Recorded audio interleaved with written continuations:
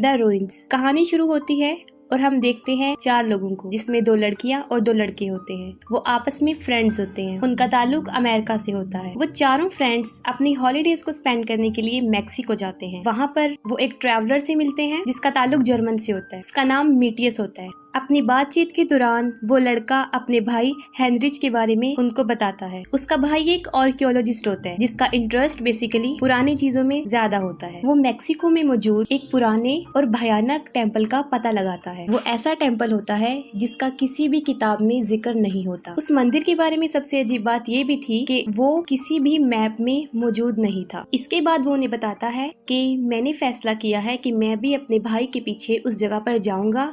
अगर आप लोग भी मेरे साथ जाना चाहते हैं तो आप जा सकते हैं, क्योंकि वो लोग यहाँ पर अपनी छुट्टियां सेलिब्रेट करने आते हैं और उन्हें कुछ नया देखना था। इसलिए वो फैसला करते हैं कि हम भी मीटियस के साथ जाएंगे। वो डिसाइड करते हैं कि हम कल सुबह वहाँ पर जाएंगे। उससे पिछली रात वो अपने होटल में ही गुजारते हैं। वो खतरनाक मंदिर जंगल के बिल्कुल बीच में था। वो मंदिर काफी दूर था। आधा रास्ता गाड़ी पर और आधा पैदल सफर करने का था। जिस गाड़ी को वो सिलेक्ट करते हैं उस जगह पर जाने के लिए, उसका ड्राइवर उनको समझाता है कि आप लोग वहाँ पर मत जाएं, वो काफी खतरनाक जगह है जो कि ठीक नहीं है। उस ड्राइवर को पैसे चाहिए थे, इसलिए वो उनके कहने पर उनको वहाँ पर ड्रॉप कराता है। वो उन्हें उस जगह पर छोड़कर आता है जहाँ से पैदल चलना होता है और कुछ दूर चलने के बाद वो मैप की मदद से एक ऐसी जगह पर पहुँच जाते हैं जिसको झाड़ियों से कवर किया होता है। वो लोग उन झाड़ियों को हटाकर आगे बढ़ने का फैसला करते हैं। उन फ्रेंड्स में से एक लड़की एमी जो कहती है कि मुझे गड़बड़ लग रही है और ऐसा लग रहा है कि किसी ने इस रास्ते को इसलिए ढका है ताकि यहाँ पर कोई ना आ सके और हम लोगों को वापस चले जाना चाहिए। वो लोग उसकी नहीं सुनते क्योंकि वो उस मंदिर को देखना चाहते हैं और सबसे ज्यादा उस मंदिर को देखने की ख्वाहिश जो रखता था वो मीटियस था, क्योंकि उसका भाई भी वहाँ आया होता है। कुछ दूर चलने के बाद उसको अपने भाई की गाड़ी मिलती है। आखिरकार वो अपनी मंजिल यानी उस मंदिर तक पहुँच जाते हैं जो वाकई ही जंगल के बिल्कुल बीच में होता है और उसको चारों तरफ से पौधों से ढका होता है। वो मंदिर के पास अभी जा रहे होते हैं कि कुछ लोग घोड़े पर बैठकर आते हैं। वो उस गाँव के लोग होते हैं। गाँव के लोग उन्हें अपनी जुबान में कुछ कह रहे होते हैं, लेकिन उन सबको गाँव वालों की जुबान समझ नहीं आती और गाँव वालों को भी उन लोगों की समझ नहीं आ रही थी। उसके बाद जैक उनको पैसे देता है, लेकिन वो लोग पैसे लेने से इनकार कर देते। एमी उन लोगों की पिक्चर्स बना रही होती है और वो बनाते बनाते पीछे हटती है और उन पौधों पर चढ़ जाती है जो मंदिर को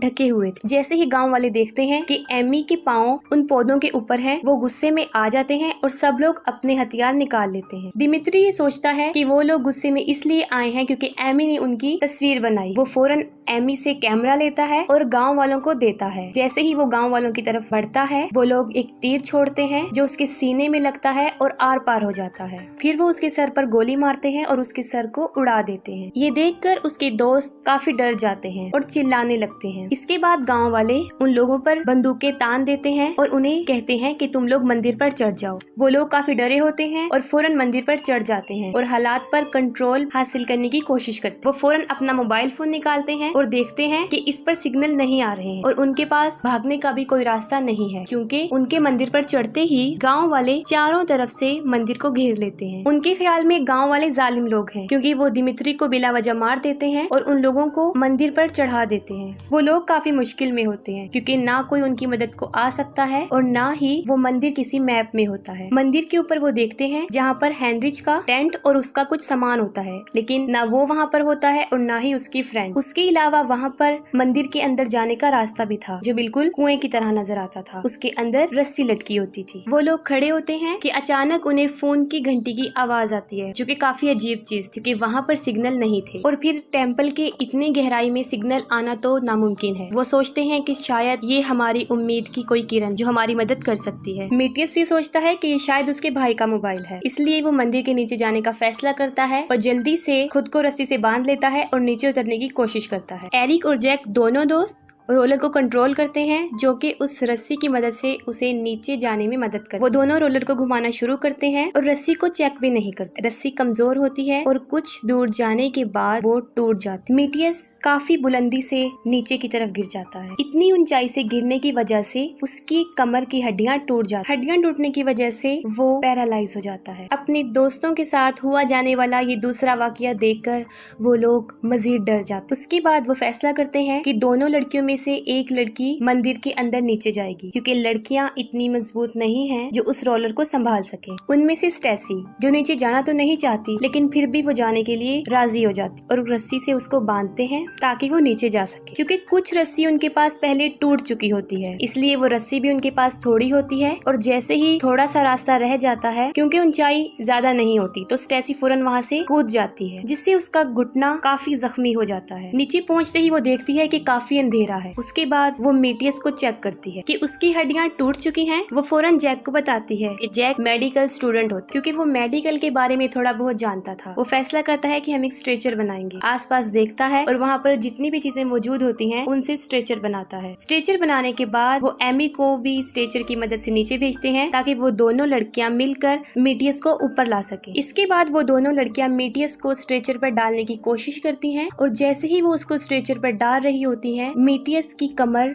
मुड़ जाती है जो कि काफी तकलीफ दे होता है। वो मेटियस को ऊपर लाने में कामयाब तो हो जाती हैं लेकिन मेटियस की हालत काफी खराब होती क्योंकि उसको ब्लीडिंग बहुत ज्यादा हो रही थी और उन लोगों के पास कोई मेडिसिन भी नहीं थी जिससे वो उसका इलाज कर सके। ये देखकर एमी से रहा नहीं जाता और वो फौरन नीचे जाने का फैसला करती है ताकि वो गांव वालों को बता सके कि उनका एक साथी शदीद जख्मी है और उन्हें मदद की जरूरत है। उसके जाते ही जैक भी उसके पीछे चला जाता है। वो नीचे पहुंचकर गाँव वालों को समझाने की कोशिश करती है लेकिन कोई भी उसकी बात नहीं सुनता। तब एमी शदीद गुस्से में आ जाती है। वो फौरन मंदिर के ऊपर से पौधों को उखाड़कर गांव वालों की तरफ फेंकती है और वो पौधा वहां पर खड़े एक गांव के बच्चे पर जाकर लगता है। ये मंजर देखकर गांव वाले शोर मचाना शुरू कर देते हैं और उस बच्चे से काफी पीछे पीछे हट जाते हैं। बच्चा बहुत डरा होता है और गांव वाले उस बच्चे को कहते हैं कि तुम भी मंदिर पर चढ़ जाओ। बच्चा रो रहा होता है लेकिन वो मंदिर पर नहीं चढ़ता जिसको देखकर गाँव के बड़े लोग उस बच्चे को उसकी माँ के सामने ही मार डालते हैं। ये देखकर एमी और जैक और भी डर जाते हैं क्योंकि उन्हें मदद की उम्मीद खत्म हो चुकी होती है इसलिए वो दोबारा मंदिर की तरफ चढ़ जाते हैं। जैक को फिर समझ आने लगती है कि शायद मंदिर पर लगे उन पौधों में ही कुछ है। उसे फिर याद आता है कि जब एमी पहली बार उन पौधों पे चढ़ी थी वो काफी गुस्से में आ गए थे। उसके बाद उन्होंने दिमित्री को मार दिया और अब उस बच्चे का भी वही हाल किया। फिर वो सोचता है कि उन पौधों को तो उन सब ने छुआ है। अगर हकीकत में यही बात है तो वो लोग भी उन गाँव वालों से बच नहीं पाएंगे। बस उसी रात से उन लोगों के साथ काफी भयानक चीजें होना शुरू हो जाती। रात गुजर जाती है। वो लोग सुबह को जब उठते हैं तो स्टेसी देखती है कि उन्हीं पौधों ने उसके पाँव को बुरी तरह से अपनी जकड़ में जकड़ा हुआ है और उसकी जड़ें उसकी जख्मों के अंदर फंसी हुई। वो जड़ें काफी अंदर तक गई हुई थी। जैक उन सबको निकालता है। इसके साथ ही मेटियस जो कि एमी को कहता है कि मेरे पाँव से चादर हटा दो, मुझे ऐसा महसूस होता है कि वहाँ कुछ है। और जैसे ही एमी वो चादर हटाती है वो डर कर चिल्लाना शुरू कर देती है क्योंकि वही पौधे उसके पाँव से भी जकड़े हुए थे और उसका सारा मांस खा चुके थे और उसकी हड्डियां नजर आना शुरू हो गई थी। काफी भयानक मंजर। जैक उन पौधों को भी हटा देता है जिससे मेटियस की हालत और भी खराब हो जाती। उसके बाद एक बार फिर मंदिर से मोबाइल फोन बजने की आवाज आती है। उनके पास कोई रास्ता नहीं होता इसलिए जैक दोबारा फैसला करता है कि वो लड़कियों को नीचे भेजेगा ताकि वो मोबाइल लाए और अपने लिए कोई मदद बुला सके और इस दोज़ख जैसी जिंदगी से वो निकल जाए। वो दोनों लड़कियां दोबारा मंदिर के नीचे जाती हैं और वो देखती हैं वही फूल और पौधे बिल्कुल ताजा होते हैं। ये देखने के बाद उन्हें अंदाजा हो जाता है कि ये पौधे आम पौधे नहीं हैं क्योंकि अंधेरे में पौधे नहीं उग सकते। उन पौधों के पास ही उन्हें एक लड़की की लाश नजर आती है और वो फोन जो बज रहा होता है उस लड़की के हाथ में होता है। वो मोबाइल उस लड़की से ले लेती हैं और जब मोबाइल की तरफ देखती हैं तो काफी हैरान रह जाती क्योंकि वो मोबाइल बिल्कुल टूटा हुआ था। फिर वो सोचती हैं ये मोबाइल टूटा हुआ है तो फिर फोन की बेल कहाँ से आ रही। उन्हें फिर दोबारा फोन की बेल सुनाई देती है और वो कोई और नहीं बल्कि वो पौधे ही थे जो फोन की तरह बज रहे थे और वाइब्रेट हो रहे थे। इतना भयानक मंजर। उससे भी ज्यादा वो जब वो पौधे उनकी तरफ हमला करने के लिए बढ़ते हैं। वो दोनों रस्सी की तरफ भागती हैं। जैक और एरिक उनको ऊपर की तरफ खींच ले। ऊपर आने के बाद लड़कियां उनको बताती हैं कि नीचे कोई मोबाइल फोन नहीं है बल्कि ये पौधे ही हैं जो उस मोबाइल फोन की तरह बज रहे हैं और काफी खतरनाक है। उन्होंने हमें उन्हें मारने की भी कोशिश की और उनकी हालत अब काफी बदतर थी। इसके बाद जैक डिसाइड करता है कि वो मेटियस के पाँव काट देगा क्योंकि उन्हें किसी खतरनाक वायरस के फैलने का खतरा होता है और वो उन्हें बताता है कि अगर हमने ऐसा ना किया तो जल्द ही मेटियस अपनी जिंदगी से हाथ धो बैठे। कोई भी उसके इस फैसले पर राजी नहीं होता, लेकिन जैक उसको बताता है कि हमें ऐसा करना है क्योंकि ये जरूरी है। जैक और एरिक दोनों ये काम करते हैं। सबसे पहले वो पत्थर लेते हैं और उसको सारी हड्डियों को तोड़ देते हैं। उसके बाद एक छोटी सी छुरी लेते हैं और उसकी सारी वेन्स को काट देते। साथ ही उन्होंने एक पैन गर्म होने के लिए रखा होता है, वो उसको उठाते हैं और उस पैन से उसके जख्म बंद कर देते। ये काफी तकलीफ दे मंजर था और साथ मेटियस भी तकलीफ की वजह से चिल्ला रहा था। इतना भयानक मंजर और अपने जिस्म को कटते देखना किसी जुल्म से कम नहीं हो सकता। इतनी मुश्किल झेलने के बाद फिर भी मेटियस बच जाता है, लेकिन अब उसकी हालत और ज्यादा खतरनाक हो जाती है। उसकी ये सारी चीखें गांव वाले सुन रहे होते हैं, लेकिन उन्हें इसकी जरा भी फिक्र नहीं थी। मेटियस के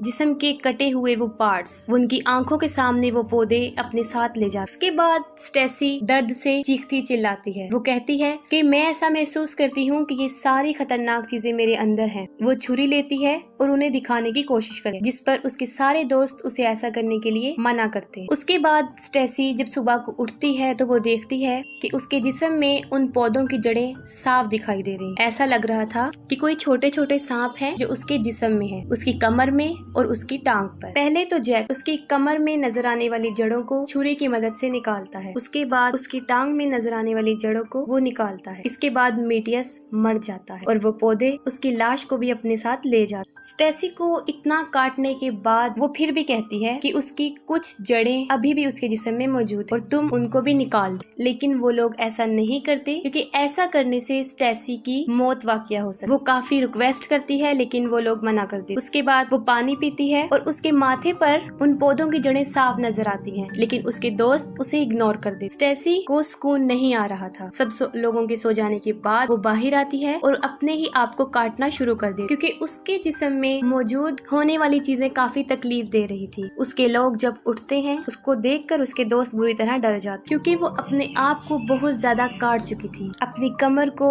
अपने माथे को, अपनी टांगों को। उसका काफी खून भी बह चुका था। वो ऐसा इसलिए कर रही थी क्योंकि सारी छोटी छोटी जड़ें उसके अंदर मौजूद। ऐसा करता देखकर उसके दोस्त उसे रोकने की कोशिश करते और आगे बढ़ते, जिसके बदले में वो जैक को जख्मी कर देती और सडनली अपने बेस्ट फ्रेंड एरिक के सीने में चाकू मार देती है, जिससे वो मर जाता है। ये देखकर स्टेसी अपने काबू में नहीं रहती। वो अपने दोस्तों को रो रो कर कहती है कि वो मुझे मार डालें। ना चाहते हुए भी जैक उसको मार दे। उस मंदिर की हकीकत ये थी कि उस मंदिर में बरसों पहले से एक शैतान रहता था और वो शैतान उस मंदिर पर जिंदा था, उन पौधों के अंदर। वो उन फूलों में, पत्तियों में, उन टहनियों में हर जगह मौजूद था। वो सब कुछ कर सकता था, देख सकता था, सुन सकता था और उन लोगों के साथ जो सब कुछ किया वो उसी ने ही किया था। और हकीकत में उसका शिकार जिंदा चीजें होती थी। उसके खतरनाक होने का अंदाजा यहीं से ही लगाया जा सकता है कि इतने अंधेरे में वो पौधों को उगा सकता है। इस जगह के इतने भयानक होने की वजह से कोई भी यहाँ पर नहीं आता था, यहाँ तक के जानवर भी नहीं। और गाँव वालों को भी इस मंदिर की हकीकत का पता था।